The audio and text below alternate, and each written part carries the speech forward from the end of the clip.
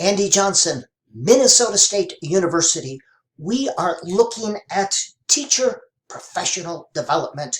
Why is this important? Of all the variables affecting education, the teacher is the most significant variable in determining the quality of education our children receive, in determining how much learning goes on. So it makes sense that we invest in this most significant of significant variables to enhance our education and to enable students to learn. This is where we need to put our resources, right here. Give teachers the tools they need. Stop wasting time and money on things that do not work, like tests, more academic standards, programs that some for-profit has convinced you is what teachers need. We don't need these for-profit programs like Letters, like Wilson Reading Systems, like Orton Gillingham. There are no magical programs. There's only magical teachers with teacher toolboxes full of teacher tools, strategies. So we need to provide more real professional development opportunities, not the after school kind where a school district brings someone in, but real opportunities. We can't expect teachers to know these advanced pedagogical strategies without the opportunity to learn them. And again, it's not some prepackaged program that you buy and open up and follow the directions. That is not how we improve education. We improve education by giving teachers the knowledge and skills that they need. As well, when you are a teacher in the classroom, this gives you a context for understanding the more advanced and complex pedagogical strategies that, when presented as an undergraduate in a teacher preparation program, apart from a real teaching situation, they were often abstract. So now that you are in the context of a real classroom, here is the next stage of professional development. This is another reason why it is so very important. Get out of your mind that we create finished teaching products in our teacher preparation programs. You cannot create a finished teaching product in 4 semesters of any program. To think that you can demonstrates a lack of understanding related to the complex nature of good teaching and what teachers do. To think that you can create a finished teaching product in 4 semesters, that's poppycock. Master teachers develop over time with the acquisition of 4 kinds of knowledge. And these are the 4 kinds of knowledge that teachers must continue to learn and gain. Pedagogical knowledge. Those are general teaching strategies like discovery learning, inquiry learning, cooperative learning. Pedagogical content knowledge. Knowledge of strategies related to specific topic areas, like strategies for teaching reading, or teaching writing, or teaching math, or teaching science. Pedagogical strategies related to specific content. Content knowledge, you have to know about what you are teaching. Elementary teachers need to know a lot of stuff. If you're going to teach a unit on geology, I don't care what level, it's good to get some geology knowledge. And knowledge of learners and learning. That's the stuff you learn in educational psychology, how human beings best learn. Cognitive psychology, neuroscience, behavioral psychology, humanistic learning theories. These are important in designing learning experiences and understanding the humans in our classes. Now, some people think that you can create better teachers by just including more standards in our teacher preparation programs or more standards in the school. You can't standards your way to good teaching. You can't standards your way into good education. In our teacher preparation programs, we have so many standards that you cannot get to all of them in a meaningful way. Instead, it results in a splintered curriculum where you're all over the place and you address a lot of things in a superficial way. Too many standards get in the way of real learning. And that's true of the K-12 curriculum, and it's true of the teacher education program. You can't standard your way to good teaching. And the factory model that is currently in place in most teacher preparation programs, that's ineffective. The factory model says you start at one end and you add the predetermined strategies at predetermined places along the line. Everyone goes down the conveyor belt with the same pieces attached at the same places. And at the end, you get a finished teaching product.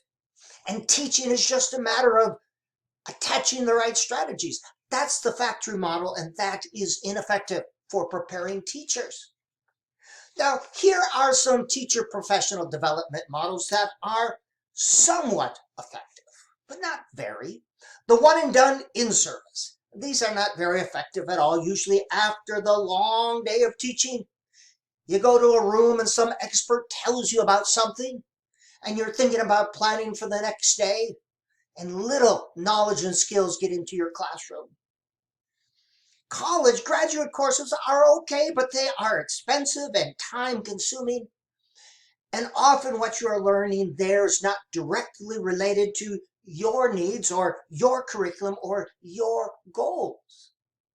And then conferences and workshops are always good, but it may not be necessarily related to what you specifically want. Effective teacher professional development contains a couple elements. First of all, effective teacher professional development is not one and done. It's not a conference. It's not an after-school workshop.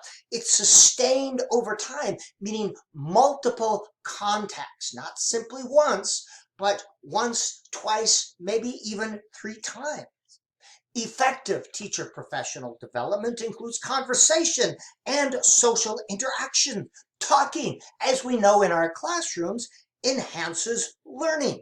Conversation, you see how others might use the idea. You get multiple perspectives, and you do something instead of just listening to someone blabber on and on and on. You provide opportunities in the ultimate teacher professional development situation. Good teacher professional development provides opportunities for teachers to plan and to get feedback, to see how you use the idea, how you might implement it, and what others think about your idea.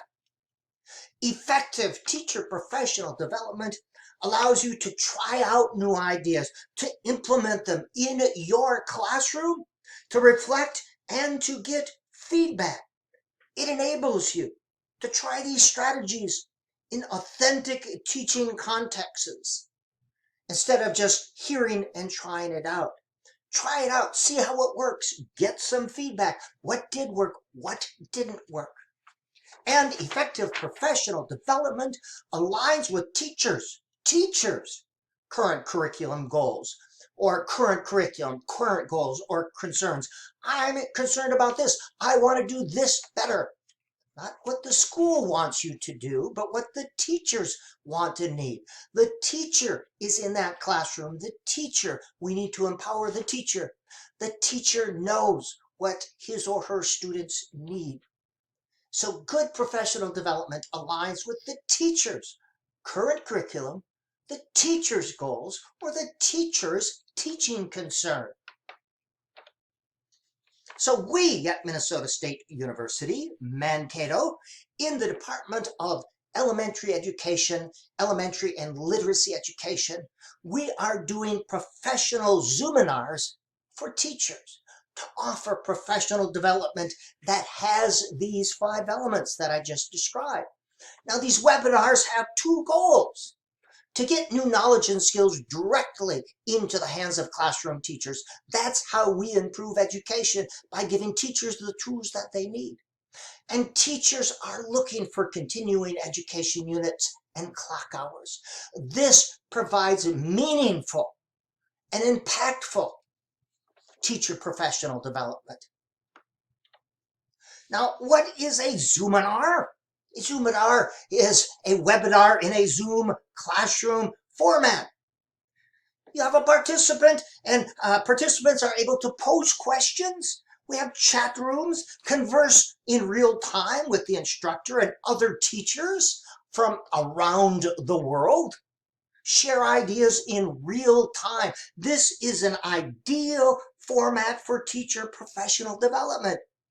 Again, you're able to interact with other teachers across the state and nation, get a variety of perspectives, and it doesn't require travel. You can do this in your own classroom after school. Zoominar sessions are usually 45 to 50 minutes, plus time for breakout sessions and questions. And you have the choice if you want to do a follow-up. In this follow-up here, you actually take an idea, you plan with other teachers, get feedback, take it back to your classroom, you implement it, you reflect, you see what works, and you report back 2 weeks later for a second session, a second clock hour. And this is your choice if you want to do the follow-up plan, but I heartily recommend it. If you can get 2 to 3 new strategies into your classroom every year, that is a good goal. You will continue to evolve and develop. So I would encourage the follow-up part of this. This is how you get new strategies into the classroom. Give them to teachers directly. Allow conversation. Let the teacher try it out. See what works. See what doesn't work. See what needs tweaking. Report back and get feedback from others. Now, what are the topics? Well, your choice. What do you want? What do you need? You can contact me there. Our September topic is how to teach writing. Andrew.johnson@mnsu.edu. Contact me there. Here are some possible topics. I've done webinars on these. We can turn them into Zoominars. And Zoominars will be taught by all the members in our department, in the Department of Elementary and Literacy Education. We have great people. And you're asking, how much is this going to cost? Nothing. This is part of our service. We are a state institution. We get paid, and part of our job is service to see how we can make schools and education in the world a better place. So if you or your school is interested in a professional development Zoominar, we'll be happy to schedule one for you. You can contact me there.